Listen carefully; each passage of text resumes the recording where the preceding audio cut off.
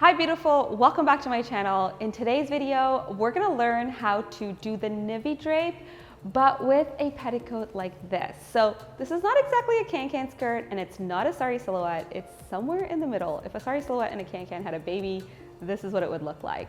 I find that I have never actually worn a saree with the can-can skirt out. Now I've worn the can-can skirt by itself, but I just feel like if I were to wear that to a wedding, it would be too much. So this is a good medium. It gives you that puffy princess look, but it's not too much.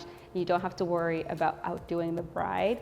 And it's a little bit more fancier and puffier than the Saree Silhouette. So let's get started. If you've never pleated the pallu of a silk saree and you don't know where to begin, don't worry, I got you. This is what you're gonna do.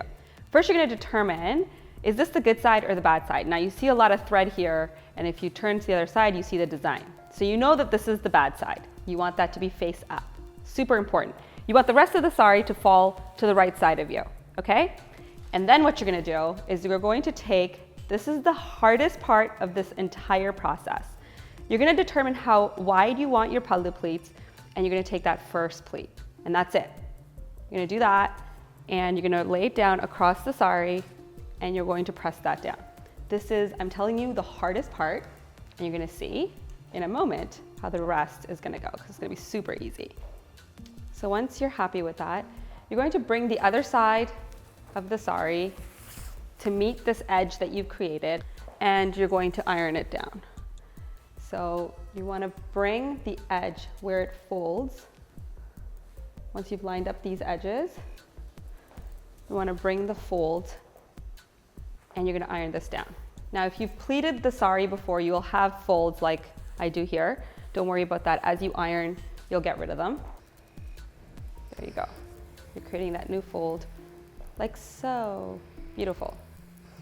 Okay, then I'm gonna work on one side. So I'm gonna work on the side that I took the pallu, the first pallu pleat.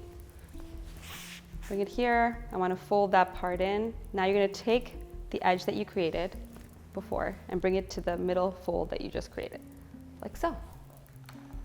Press that down, like that.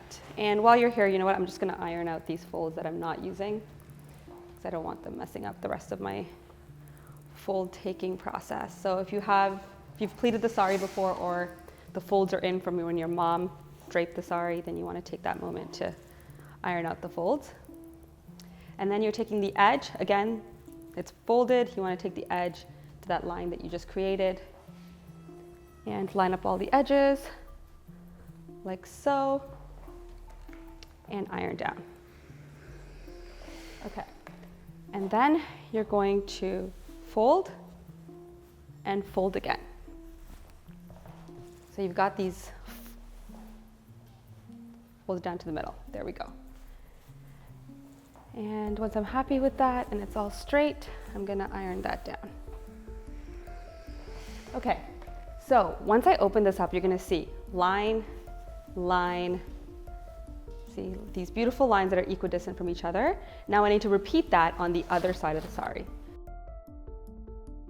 Okay, so saree face up, saree to the right-hand side of me, and I'm gonna start doing the exact same thing. So take the edge to that middle line that we created and iron down. And I'm gonna take this moment to kind of iron out all of the lines that were there before from when my mom draped the saree.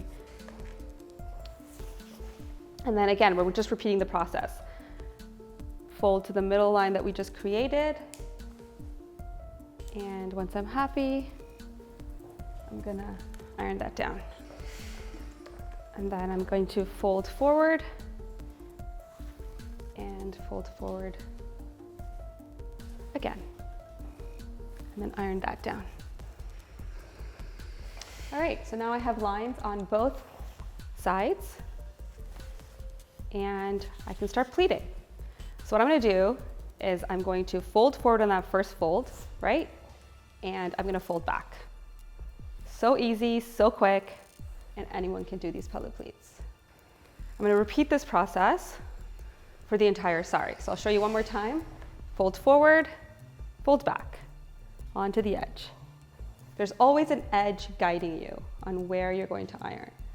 So that's why it makes it so foolproof and so easy to do.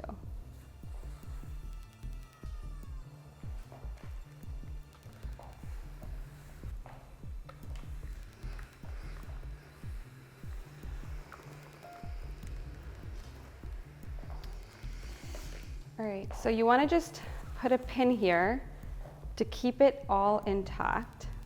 Once I'm happy with all the pleats, I'm just going to put a pin in here, and this is going to allow me to do the chest pleats easily. All right, now to do the chest pleats, I'm going to put this over the ironing board and really just work to make the pleats as beautiful as possible before ironing it down. You want to take your time here. You want to make sure you're really happy with the pleats, because this is going to go on the front of your body.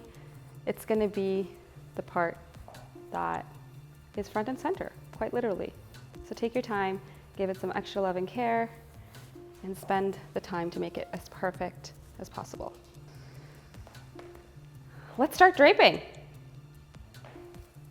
All right, so because there's a little bit more volume in the skirt that we're wearing, we want to compensate for that, especially since we're draping it exactly how we drape it over a regular petticoat.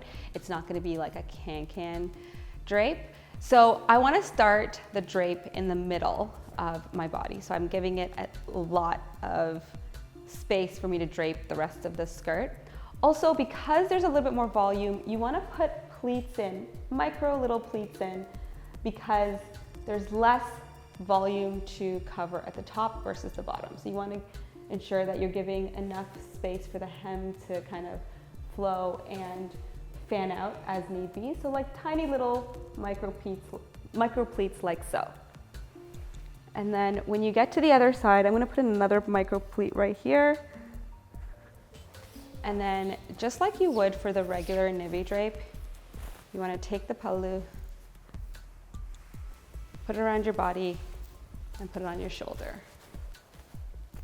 And then the pleats, because you've done the foundation the way you did, the pleats and the rest of the drape pretty much flow like the regular Nivi drape. I have a video on how I pleat, and I'll link that here, you can check it out. And hip pleats are kind of less important in this drape just because of how much volume you have.